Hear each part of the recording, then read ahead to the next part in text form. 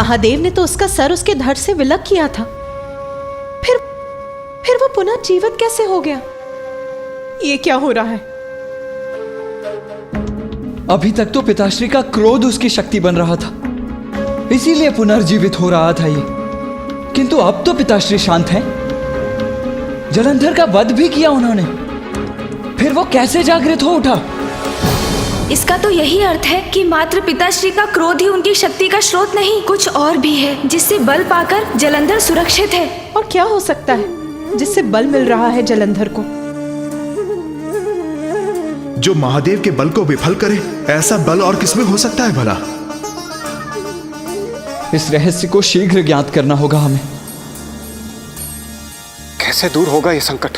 प्रथम पूज्य श्री गणेश जी की युक्ति और महादेव के प्रहारों के बाद भी इसका अंत नहीं हो रहा। नहीं, कुछ तो अनुचित हो रहा है। ये संभव नहीं, मुझसे ही कुछ भूल हो रही है। कुछ तो है जिस पर ध्यान नहीं गया मेरा, किंतु क्या है वो रहस्य जो मैं भी नहीं देख पा रहा हूँ? कोई तो राह होगी, कोई तो समाधान होगा।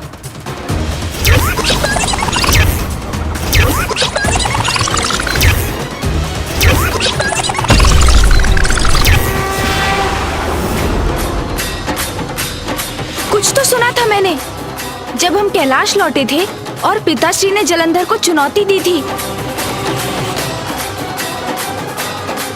हाँ, अवश्य कुछ सुना था उस समय।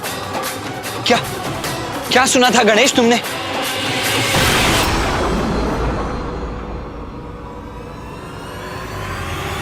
आपको कैलाश के निकटों शिव के समक्ष नहीं जाना है, क्योंकि एकमात्र शिव ही है जो आपका वध कर सकते हैं। इसलिए आपको सदैव कैलाश से दूर रहना है बजरंग।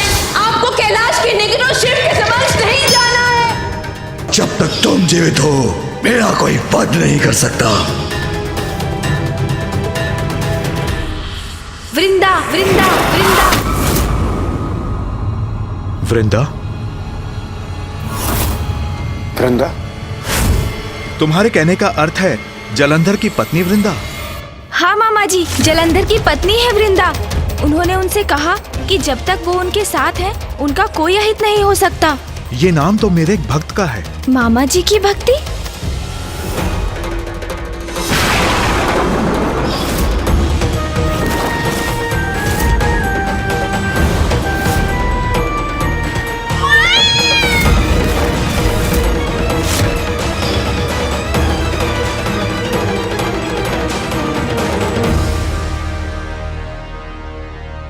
गणेश, जब तक वृंदा जीवित है, जलंधर का अंत असंभव है। जलंधर का अंत असंभव है। जलंधर का अंत असंभव है।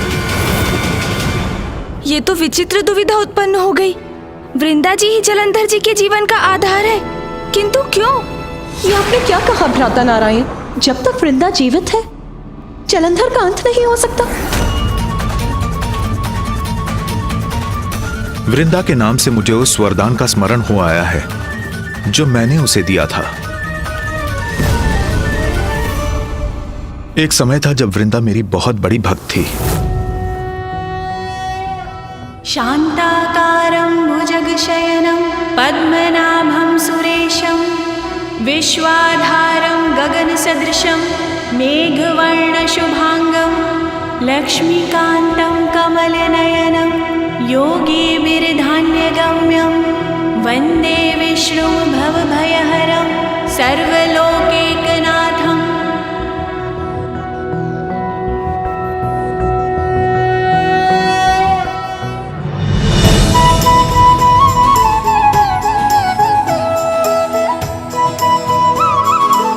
तब मेरे प्रति वृंदा की अटूट श्रद्धा थी और वो मेरी ही भक्ति में डूबी रहती थी।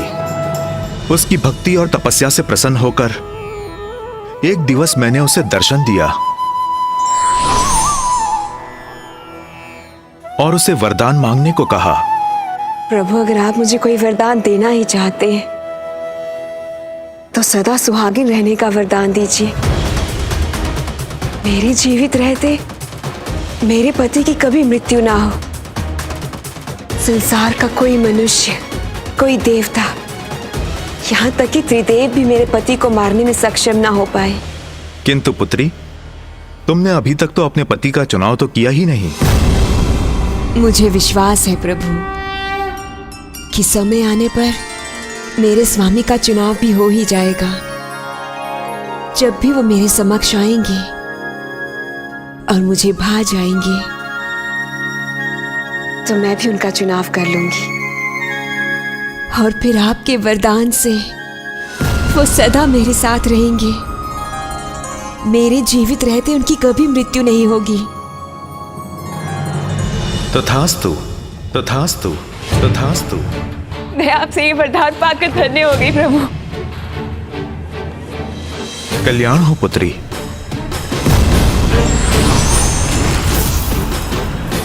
किंतु नियति को कुछ और ही स्वीकार था। सरल, निष्कपट, पावन हृदय, मेरे प्रति श्रद्धालु, मेरी भक्ति में सदैव डूबी रहने वाली वृंदा ने पति रूप में चुनाव भी किया तो उस दुष्ट असुर जलंधर का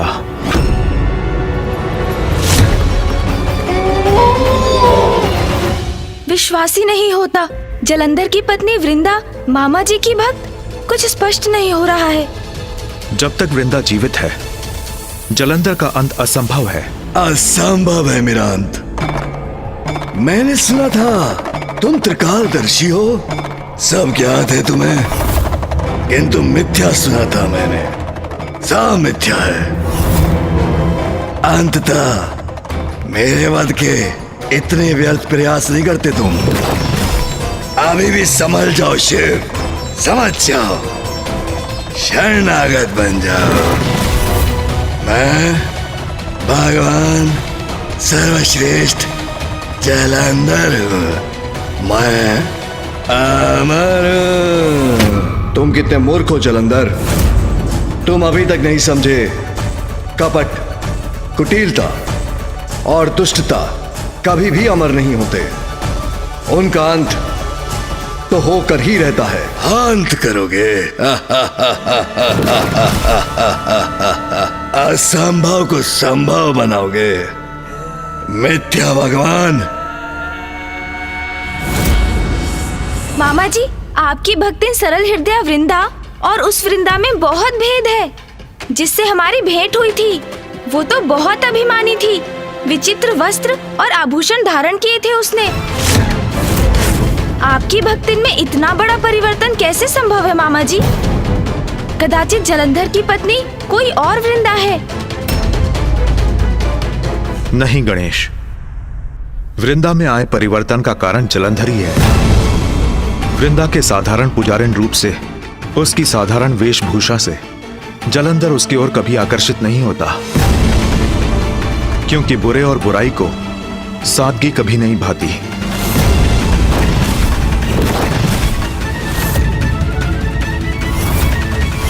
वृंदा मेरी भक्त होकर भी अच्छाई और बुराई में भेद न कर सकी और उसके हृदय में जलंधर को पाने की कामना बढ़ने लगी।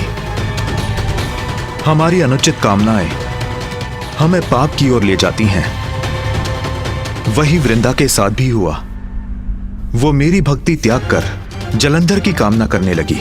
यहां तक कि जलंधर को पाने की लालसा में उसने जलंधर जैसा बनने का निर्णय भी ले लिया। अब से मैं भक्ति के मार्ग को त्याग कर वही मार्ग अपनाऊंगी जिससे वो आकर्षित होकर मेरी ओर चले आएंगे। और बुराई को बुराई अपनी ओर खींची लेती है।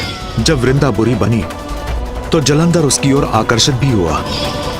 वृंदा हूँ और मुझे ये वरदान प्राप्त है कि मेरे जीवित रहते मेरे पति की मृत्यु कभी नहीं हो सकती। और जब जलंधर को उस वरदान के बारे में ज्ञात हुआ तो वो उसकी ओर और भी लालायित हुआ और इस प्रकार इन दोनों का विवाह संपन्न हुआ।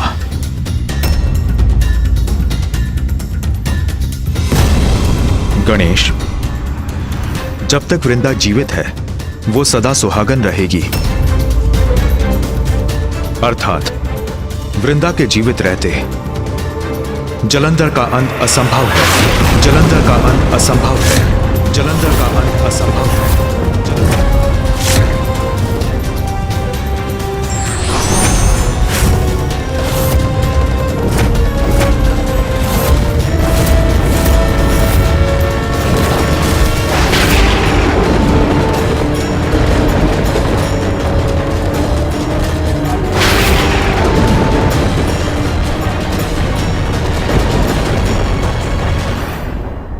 महादेव अपने चंद्रहास का वार कर रहे हैं, जो जलंधर का अंत करने में अवश्य सक्षम होगा। और इस अंतराल में गणेश उसके अंत का कोई ना कोई उपाय अवश्य ढूंढ लेगा। अब कुछ करने का समय आ गया है। चंद्रहास में महादेव की विशेष शक्तियां समाहित हैं। ये एक अमोघ अस्त्र है। पुनः प्रयास कर लो। अपना एक खड़क प्रयोग करके देखना चाहते हो तो वो भी देख लो। मुझे कुछ नहीं हो सकता, क्योंकि मैं भगवान सर्वश्रेष्ठ जलंधर हूं।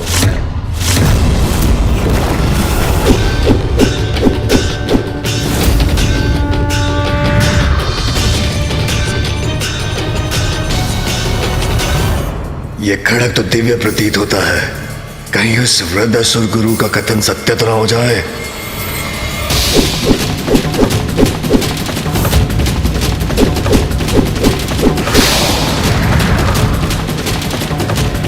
नहीं, कुछ नहीं होगा मुझे, कुछ नहीं हो सकता मुझे। स्वामी, महादेव के चंद्रहास के वार से तो कोई सुरक्षित नहीं रह सकता। वृंदा को प्राप्त हुआ नारायण का वरदान या महादेव का अस्त्र प्रहार, दोनों ही अकाट्य हैं। अब क्या होगा स्वामी? देवी, जलंधर साधारण असुर नहीं है, महादेव की क्रोधाग्नि से उत्पन्न हुआ है और उस नारायण के वरदान से सुरक्षित भी है। कैसे होगा इसका अंत? इतना बड़ा प्रहार किया शिव ने मेरे बलश्रेष्ठ पर। नहीं, मुझे चिंता नहीं करनी चाहिए। जब तक मैं शेष हूं, मेरे बलश्रेष्ठ को कोई क्षति भी नहीं पहुंचा सकता।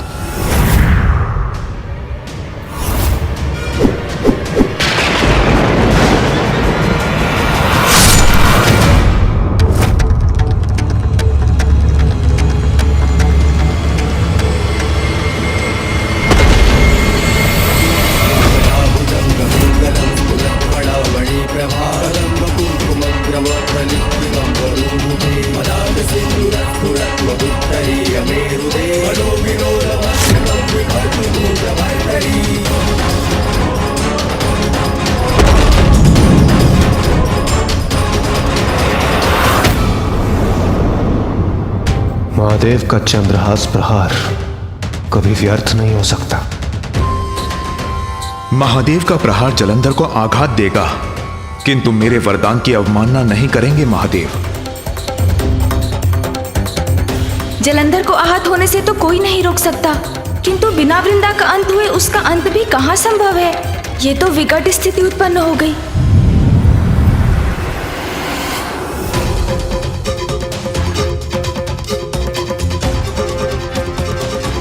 महादेव ने चंद्रहास का प्रहार तो अवश्य किया है, किंतु जलंधर रूपी संकट को लेकर मेरा मन अब भी सशंकित है।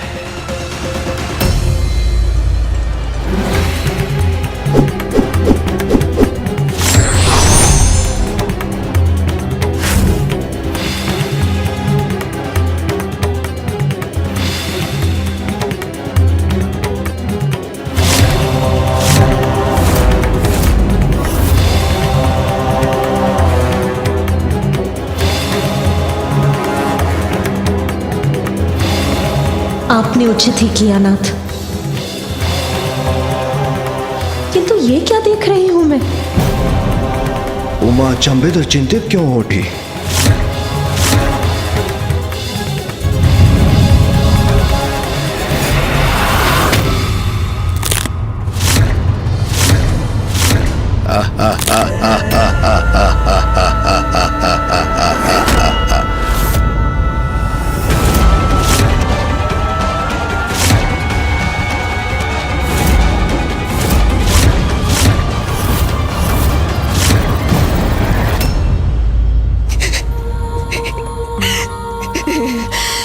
आनंद आ रहा है, मुझे बहुत आनंद आ रहा है। अरे स्वयं को महादेव पुकारते हो और मेरा वध नहीं कर पा रहे, कैसे महादेव हो तुम? बहुत मूर्ख हो जलंधर। दीपक की लौ बुझने से पूर्व एक बार अवश्य फड़फड़ाती है। उसी प्रकार तुम्हारा पुनर्जीवित होना उसी लौ के समान है जो शीघ्र बुझने वाली है। ओ मेरी शंका उचित ही थी। संकट टलने में अभी समय शेष है। अपने सबसे प्रचंड अस्त्र का प्रयोग किया शिव ने, लेकिन फिर भी मेरे बलश्रेष्ठ जीवित हैं। अब तो प्रमाणित हो चुका कि भगवान है मेरे प्रिय बलश्रेष्ठ, सर्वश्रेष्ठ जलंधर। पर मैं हूं उनकी शक्ति। महादेव का चंद्रहास भी जलंधर का अंत नहीं कर पाए। गणेश जी, अब आप ही इसका हल निकालें। समस्या कितनी भी विकट क्यों ना हो, उसका समाधान अवश्य होता है देवराज। और इस समस्या को मिटाने का उपाय है वृंदा। अब मैं स्वयं उनके पास जाऊंगा, क्योंकि उनकी मुक्ति का समय अब आ गया है, जिसके लिए वो नारायण की भक्ति कर रही थी। किंतु पुत्र गणेश, तुम क्या कहोगे उससे? कैसे समझाओगे उसे? मेरा विश्वास कीजिए मामा जी, जो उचित है वही कहूंगा और वही करूंगा भी। हाँ,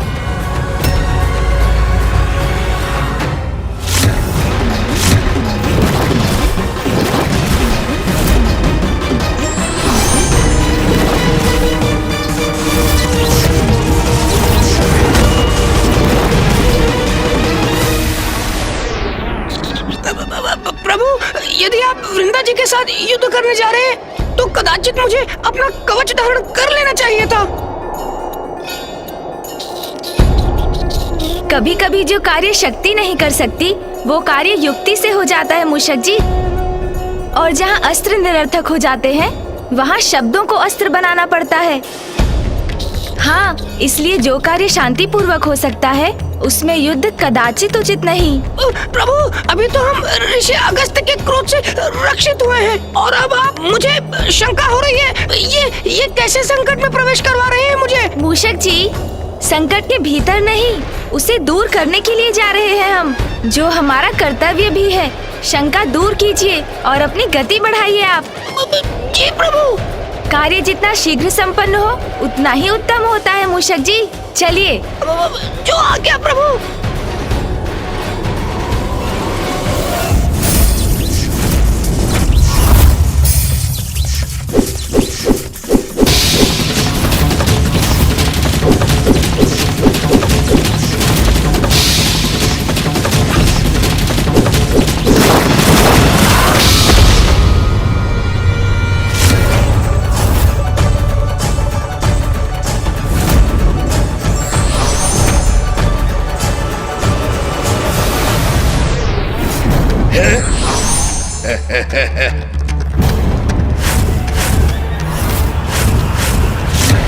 त्रिदेव भी मेरा वध नहीं कर सकते, त्रिदेव भी मेरा वध नहीं कर सकते।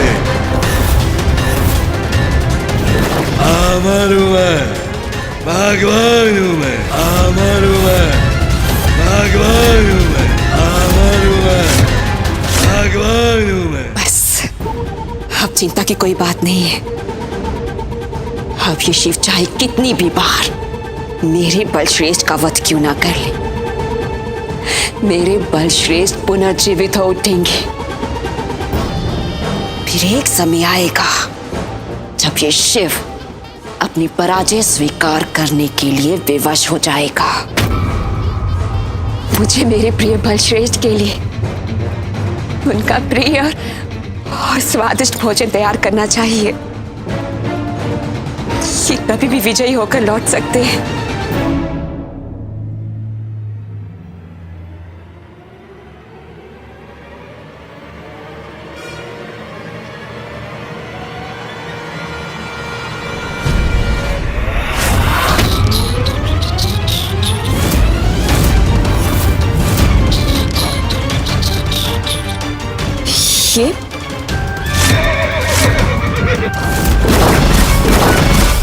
ये तो वही गजमुख बालक है, शिव पुत्र है ये।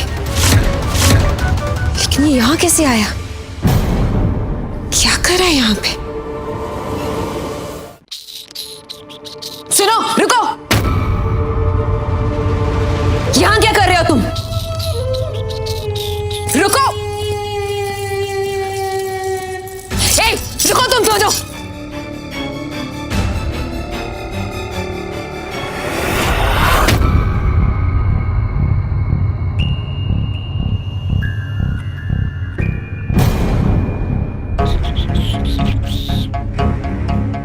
यहाँ से ये कैसी ध्वनि आ रही है? चौरे कर्म करने वाला छिपने का कितना भी प्रयास कर ले, अपने चिन्ह छोड़ता ही है।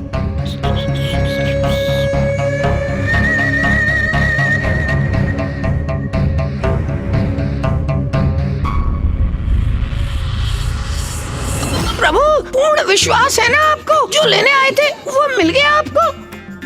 हाँ मूषक जी, मैं इसमें कोई भूल नहीं कर सकता।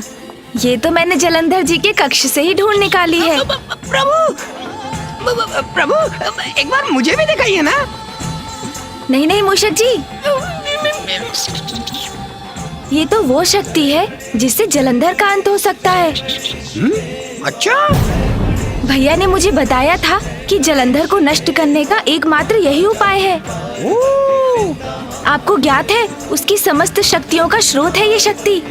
हम इसे कहीं दूर ले जाकर नष्ट कर देते हैं मूषक जी, और तब उसके पश्चात उधर जलंधर स्वयं को नष्ट कर लेगा। हाँ चलिए मूषक जी। रुको।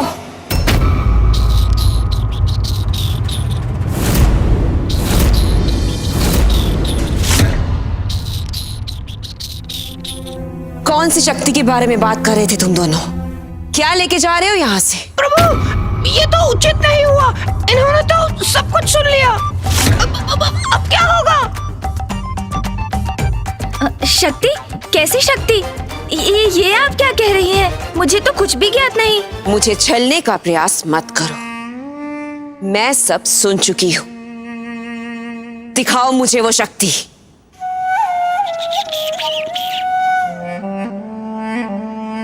ये गजमुख अवश्य मेरे साथ कोई छल कर रहा है। ऐसी कोई शक्ति है ही नहीं, क्योंकि मेरे प्रिय बलश्रेष्ठ ने मुझे किसी ऐसी शक्ति के विषय में नहीं बताया। क्या दिखाओगे तुम?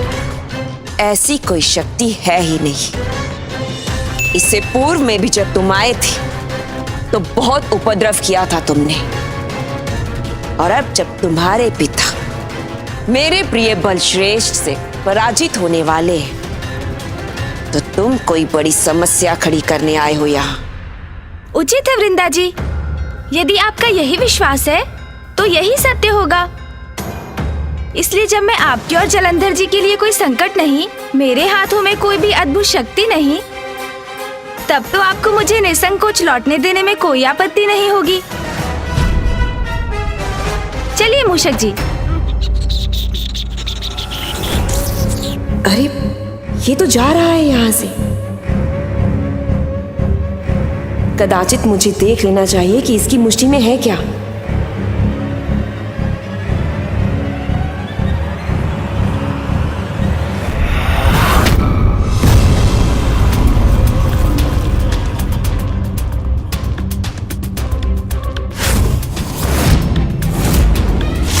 सब कुछ अस्त व्यस्त है। संपूर्ण कक्ष में खोजबीन की है उस बालक ने मेरे बलश्रेष्ठ की। कहीं सत्य में तो कुछ नहीं प्राप्त हो गया उसे, जिससे कि मेरे प्रिय बलश्रेष्ठ को क्षति पहुंच जाए। नहीं नहीं, मुझे रोकना होगा उसे।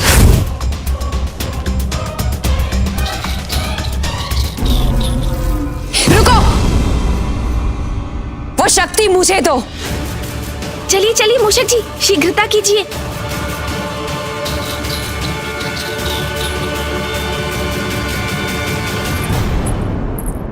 कदापि नहीं दूंगा, कभी नहीं दूंगा। इस शक्ति को यहाँ से कहीं दूर ले जाऊंगा मैं। आपको कभी नहीं दूंगा इसे मैं। मेरे पति मेरे प्रिय बलश्रेष्ठ ने इस राजभवन को सुरक्षा कवच से सुरक्षित रखा है, जिसे भेद कर तुम कहीं नहीं जा सकते। वृंदा जी, आप कितनी भोली हैं। हम जिस प्रकार यहाँ आए थे उसी प्रकार यहाँ से चले भी जाएंगे। वृंदा जी, जलंधर जी को पराजित करने के लिए मैं शक्ति को आपसे सुरक्षित रखूंगा, ले जाऊंगा यहाँ से, और आप मुझे कुछ नहीं कर सकेंगी। इतनी उद्दंडता तुमने सोच भी कैसे लिया कि तुम उस शक्ति को यहाँ से लेके जा सकते हो? अभी इसी क्षण लौटो यहाँ।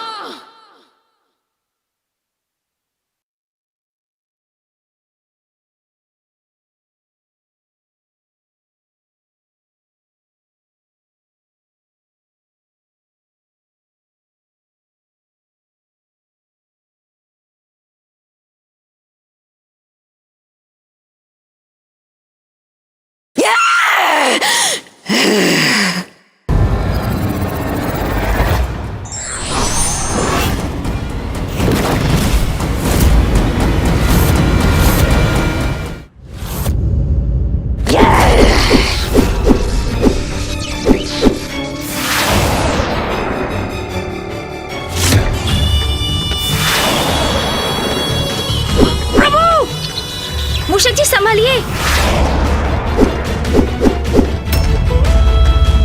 वृंदा जी का क्रोध बढ़ता ही जा रहा है।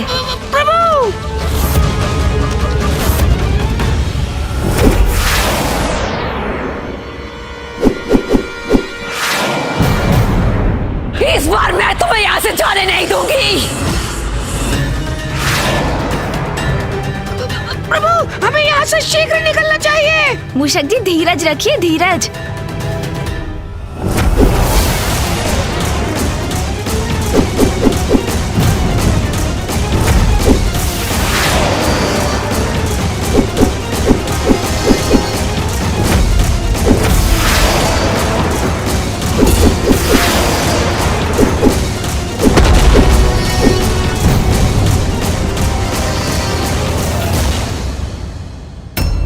गणेश, वो सुरक्षित तो है।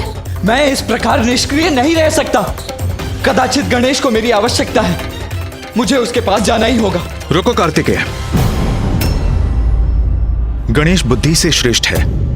मुझे विश्वास है वो वहां सुरक्षित होगा। गणेश भली भांति जानता है कि वो क्या कर रहा है।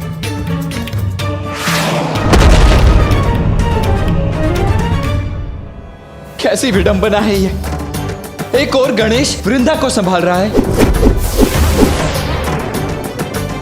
और दूसरी ओर पिताश्री जलंधर से युद्ध कर रहे हैं,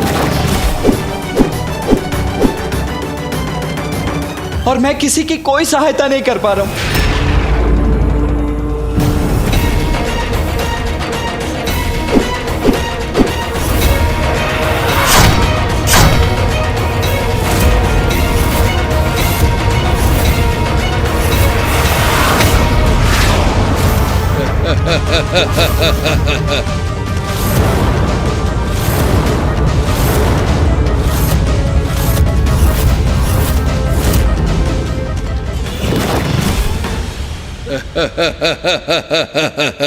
करते रहो मुझ में वार।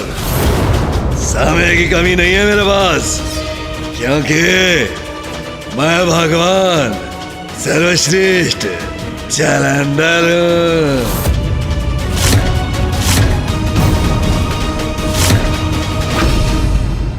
रुको बालक, तुम्हारा अंत करूंगी मैं। प्रभु बचिए।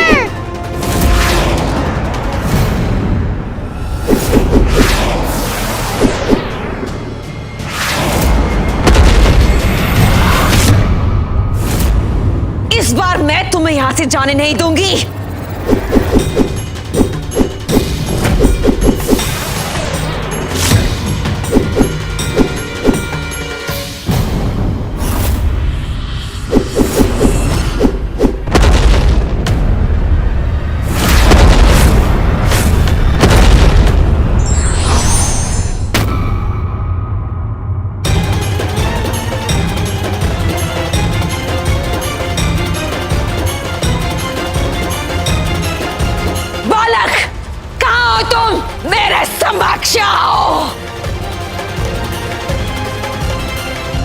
इधर देखिए वृंदा जी, मैं तो यहाँ हूँ। वृंदा जी, ये शक्ति तो आपको संभाल कर सुरक्षित रखनी चाहिए थी। अब जब मुझे ये शक्ति प्राप्त हो गई है और आपको ज्ञात हो गया है कि आपके पति पराजित होने वाले हैं, तो आप ऐसा उपद्रव कर रही हैं। किंतु मैं अब विलंब नहीं कर सकता। चलिए मूषक जी। जी प्रभु।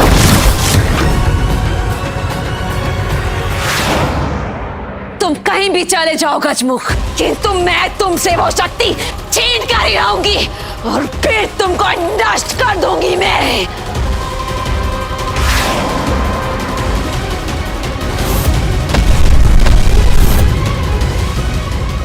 चतुर गणेश अंततः वृंदा को उस स्थान तक ले ही आया जहां वो लाना चाहता था। अब देखना है कि वो कैसे जलंधर के अमृतत्व के वरदान को खंडित कर इस संकट को हरता है। मूषक जी, शीघ्रता कीजिए। जी प्रभु।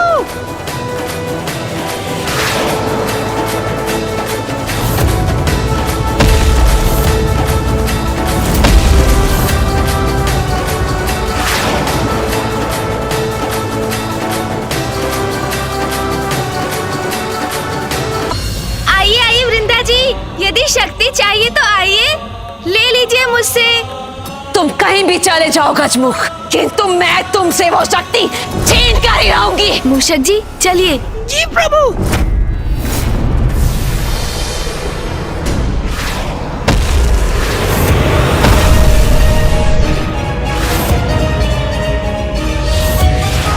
मैं तुम्हें पकड़ कर ही रहूंगी गजमुख, और फिर मुझसे तुम्हारी रक्षा कोई नहीं कर पाएगा।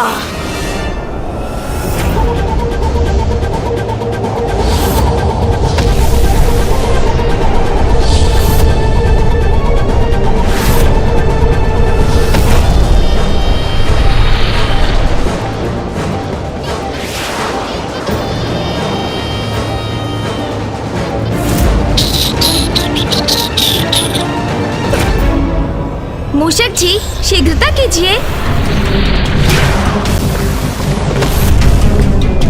आनंद आएगा, अपार आनंद आएगा।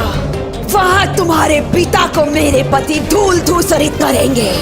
यहाँ मैं तुम्हें उचित पाठ सिखाऊंगी।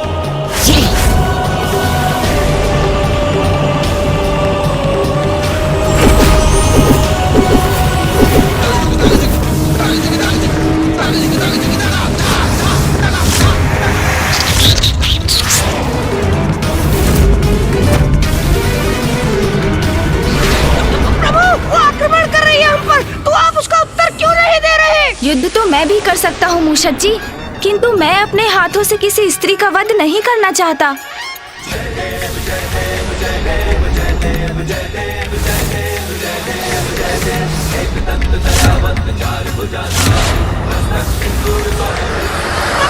यदि आपको युद्ध नहीं करना तो हम इससे उलझे क्यों रहे हैं और कहाँ जा रहे हैं हम?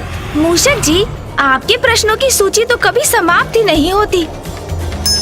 अभी आपकी जिज्ञासा शांत हो जाएगी जब हम वृंदा जी को उनके वास्तविक निवास तक पहुंचा देंगे।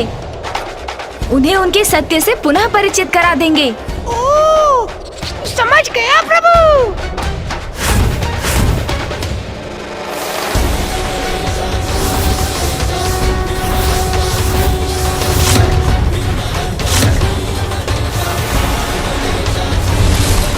मूषक जी जब मैं संकेत दूं, आप सीधे नीचे उतर जाइएगा, समझ गए ना? तो प्रभु नीचे तो सागर है और मुझे तो तैरना ही नहीं आता।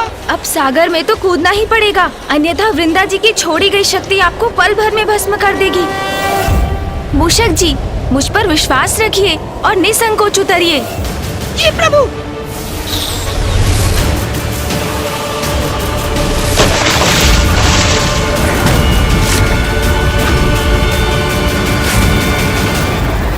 भाग कर जा रहे हो गजमुख?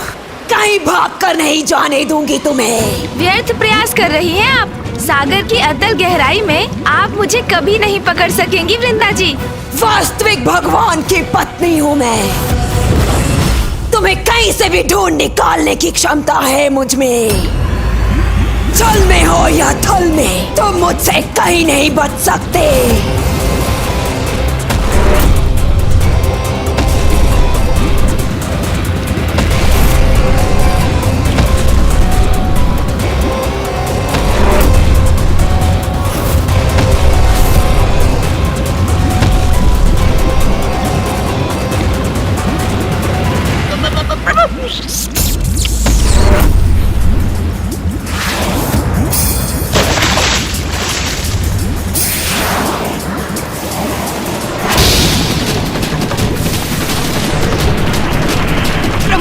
देखिए मैं तैरने में सक्षम हो गया हूँ, तैर रहा हूँ मैं। मूषक जी प्रत्येक व्यक्ति के भीतर अनेकों संभावनाएं और क्षमताएं छिपी होती हैं, जो विपरीत परिस्थितियों में उसका साथ देने के लिए उजागर होती हैं। आवश्यकता है तो बस अपने ऊपर विश्वास और साहस की। चलिए बस आप आगे बढ़ते जाइए।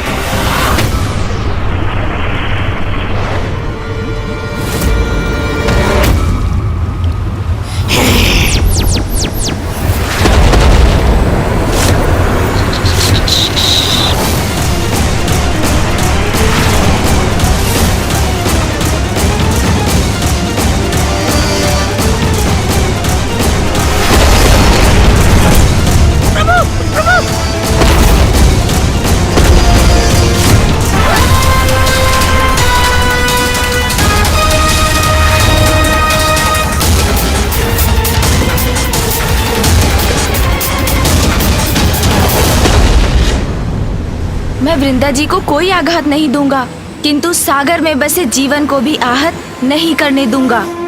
मूषक जी पीछे मुड़िए। जी प्रभु।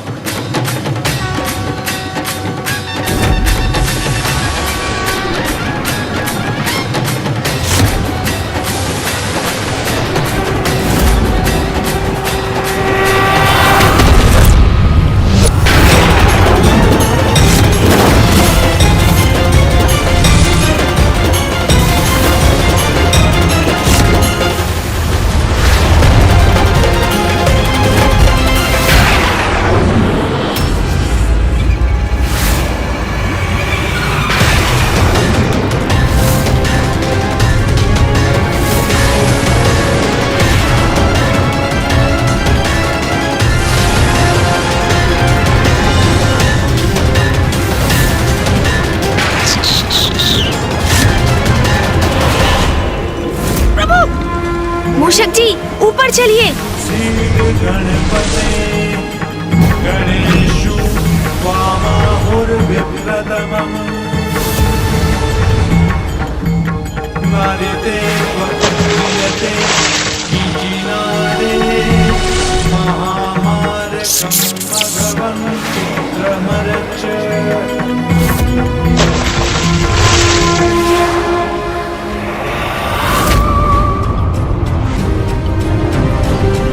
कहाँ गया वो गजमुख?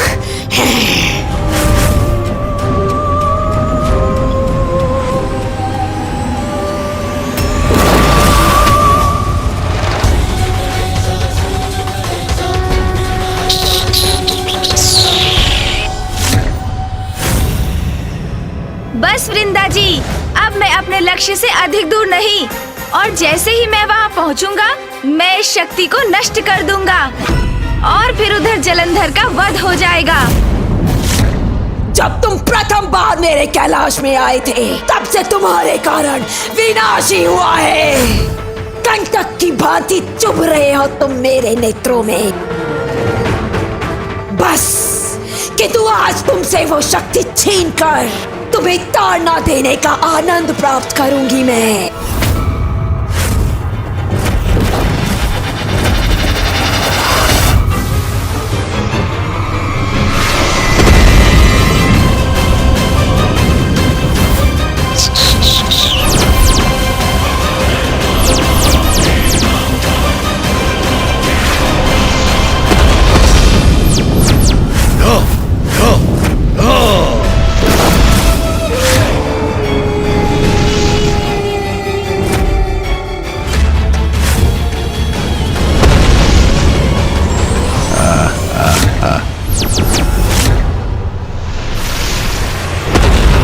मूषक जी आप उस शिला के पीछे छिप जाइए और मेरी प्रतीक्षा कीजिए।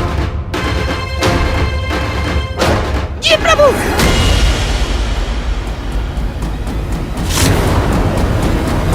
रुको दुष्ट, कहाँ भाग रहे हो तुम? आइए आइए वृंदा जी, यदि शक्ति चाहिए तो आइए, ले लीजिए मुझसे। आइए आइए। कहीं भी छिप जा तू, मैं तुम्हें ढूंढ कर ही निकालूंगी।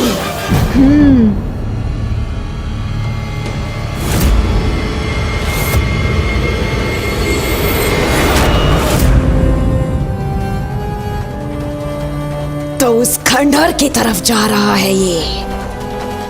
मैं इसके पूर्व वहां पहुंच जाऊंगी और अंत कर दूंगी इसका।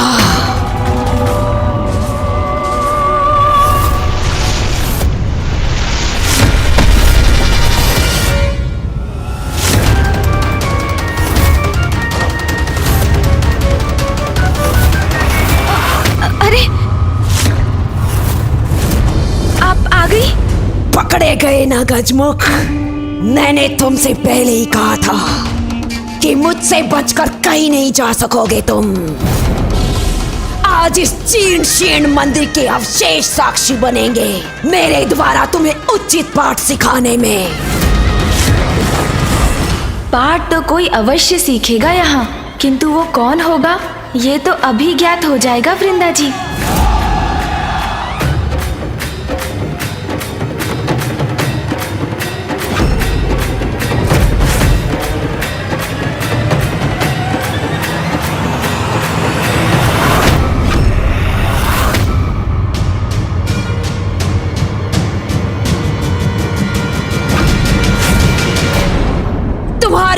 शक्ति तो रिक्त है। कहाँ है वो शक्ति? कौन सी शक्ति वृंदा जी? मेरे पास तो कोई शक्ति थी ही नहीं। मैं तो बस आपको यहाँ तक लाना चाहता था, इस जीर्ण शीर्ण मंदिर में, जो साक्षी था आपके पूर्व समय का, जिस मंदिर में आप सदा तप में लीन रहती थीं।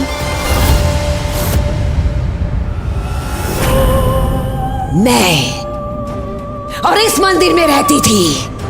असंभव। सून जी, तनिक सहायता कीजिए।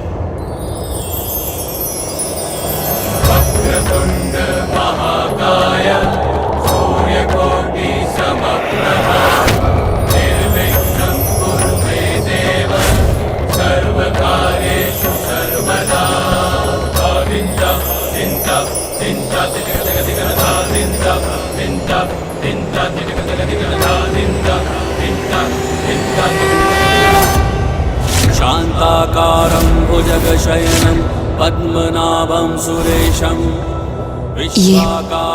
ये स्थान तो परिचित सा लग रहा है। वर्णं शुभांगं लक्ष्मीकान्तं कमलनयनं योगिहृदध्यानगम्यं। मैं इस स्थान से भली भांति परिचित हूँ।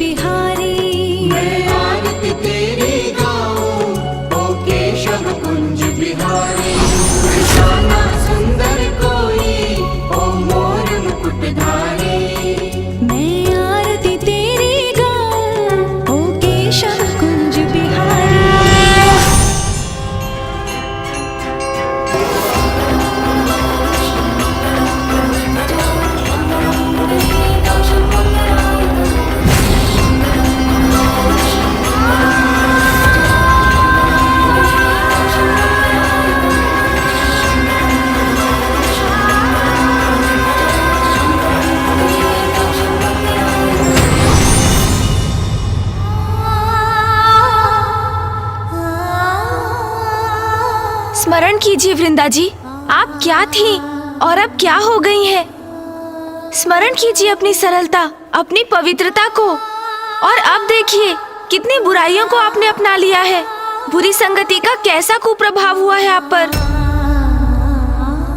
एक पावन हृदय प्रभु भक्त से एक कुटिल कपटी आसुरी बन गई हैं आप।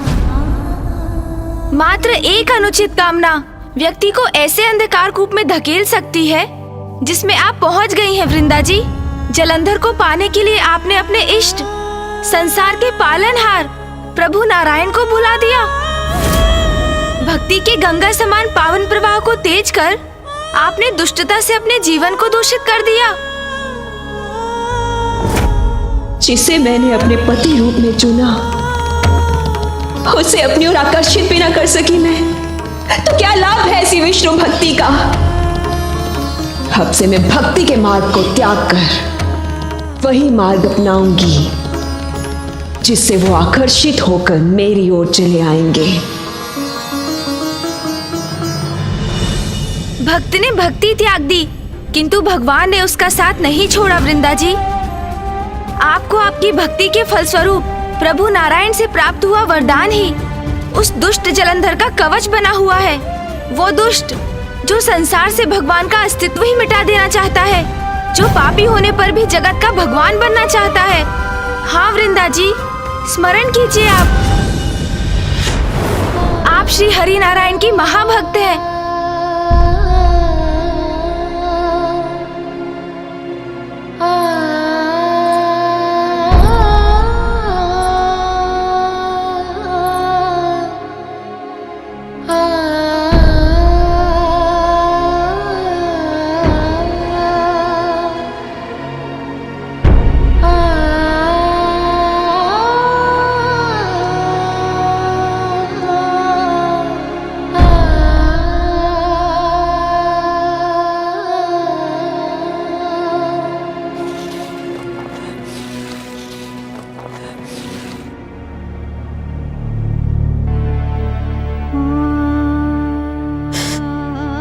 ये मैं क्या कर बैठी?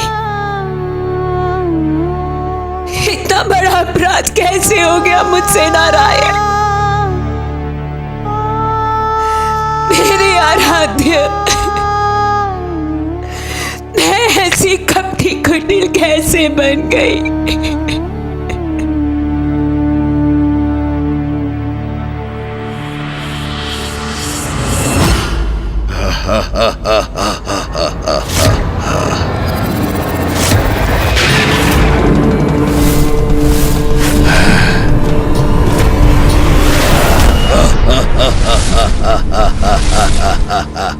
विफल हो चुका है तुम्हारा चंद्रहास का प्रहार।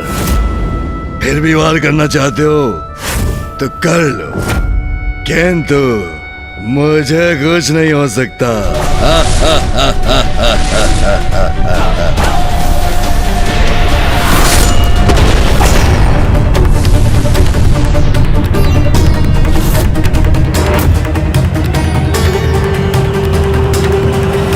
अब क्या पुनः जीवित हो उठेगा ये? इसके शीश पुनः उगाएंगे?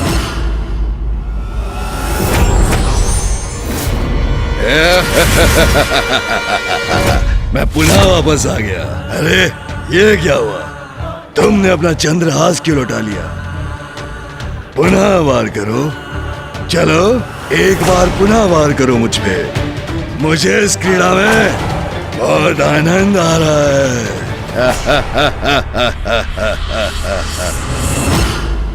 इस दुष्ट की उद्दंडता अब सहन नहीं कर पा रहा हूं मैं। गणेश, कहाँ हो तुम?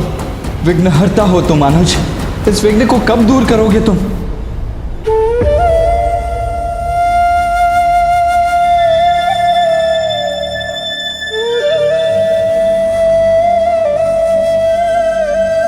वृंदा जी, एक अनुचित निर्णय ने आपको इतना गिरा दिया, किंतु भगवान आपको नहीं भूले। आप प्रभु नारायण की प्रिय भक्त थीं और सदैव रहेंगी।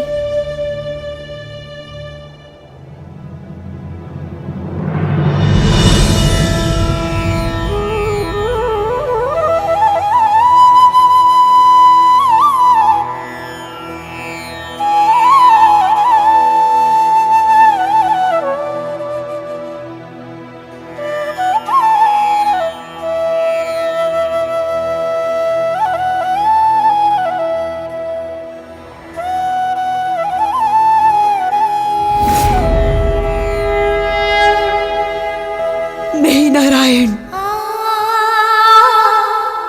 मैं आपके वरदान को इस संसार के लिए अभिशाप नहीं बनने दूंगी। ऐसा कदापि नहीं होने दूंगी मैं। अनुचित किया है मैंने,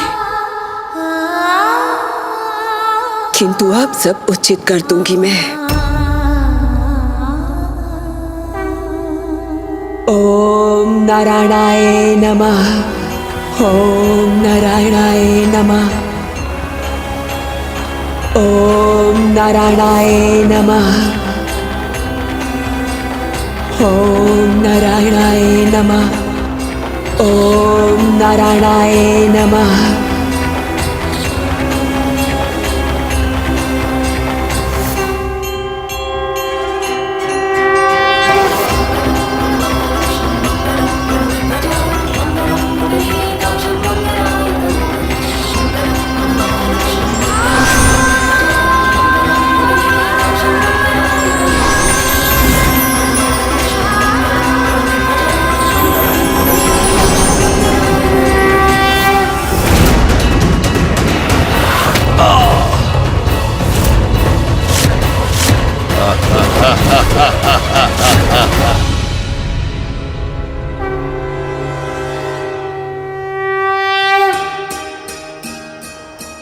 इतने वर्षों में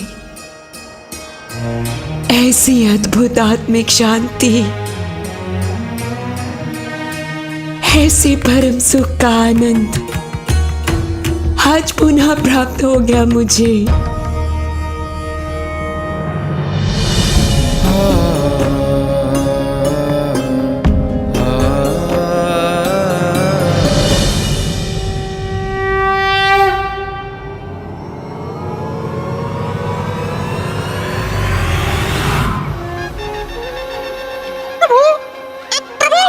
श्री हरिनारायण की भक्ति छोड़ वृंदा जी ने जलंधर को स्वामी मानकर उनकी भक्ति आरंभ की है और प्रभु जब तक वो उनके साथ है उनका कोई हित नहीं हो सकता।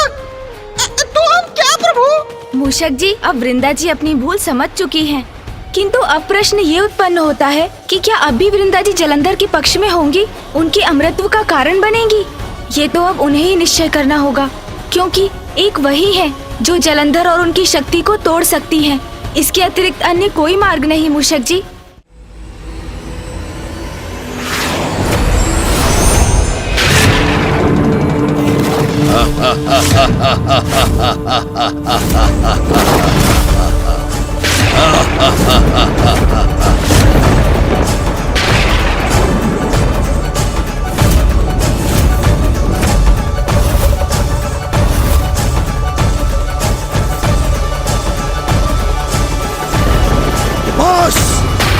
जलंधर बस, अति हुआ, अब तुम्हारा अंत अवश्य होगा।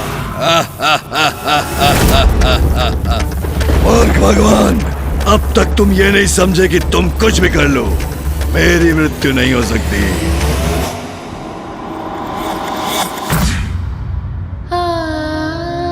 प्रभु, अगर आप मुझे कोई वरदान देना ही चाहते हैं तो सदा सुहागिन रहने का वरदान दीजिए। मेरी जीवित रहते मेरे पति की कभी मृत्यु ना हो। तथास्तु।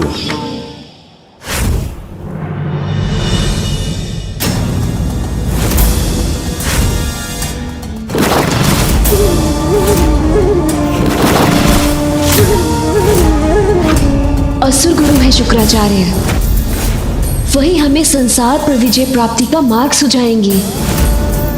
इन सभी देवताओं को ऐसा पाठ सिखाइए जो ये कभी भुला ना सके। मुझे ये वरदान प्राप्त है कि मेरे जीवित रहते मेरे पति की मृत्यु कभी नहीं हो सकती, अर्थात मेरे जीवित रहते तुम्हारी मृत्यु कभी नहीं हो सकती जलंधर, अर्थात मेरे जीवित रहते तुम्हारी मृत्यु कभी नहीं हो सकती जलंधर।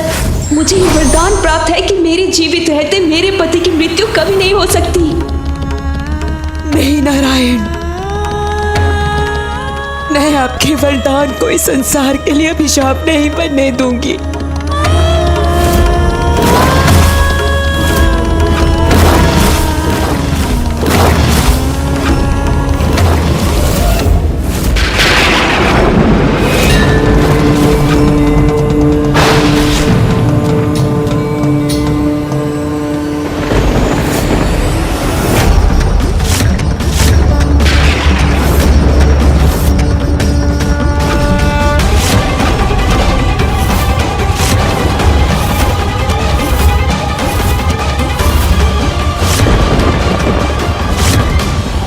मुझे लगता है मुझे फिर से स्मरण कराना होगा कि जब तक मेरी पत्नी वृंदा जीवित है मुझे कुछ नहीं हो सकता।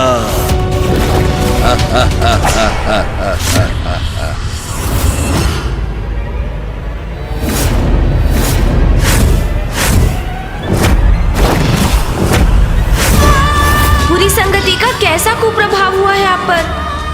हम दोनों साथ मिलकर समस्त संसार पर अनंत काल तक राज करेंगे। वो दुष्ट जो संसार से भगवान का अस्तित्व ही मिटा देना चाहता है। सर्वश्रेष्ठ जलंधर, भगवान जलंधर हूं मैं, या तुम्हें तो क्या किसी को भी शिव का नाम लेने की अनुमति नहीं।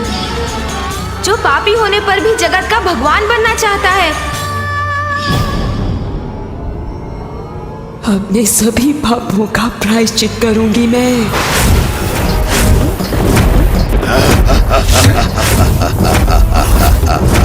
शिव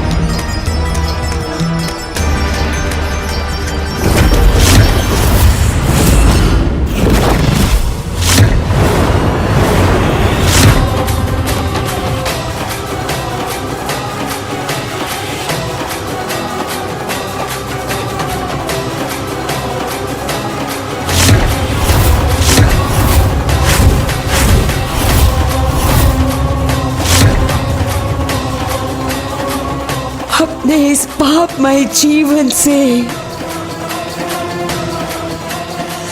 मुक्त हो जाऊंगी मैं।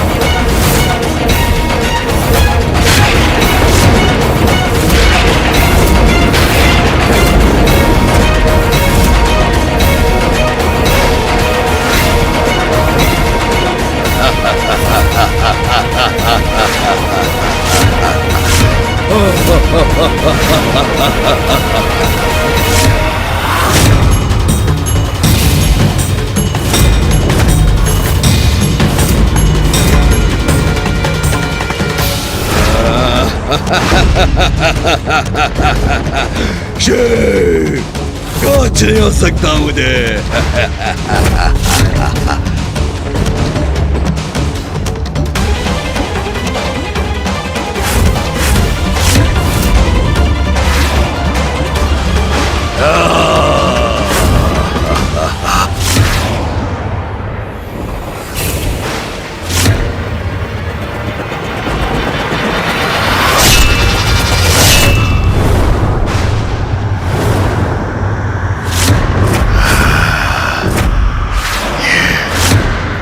भविष्य में तुम्हारी पत्नी ही तुम्हारे लिए मारक संकट बनेगी। वृंदा,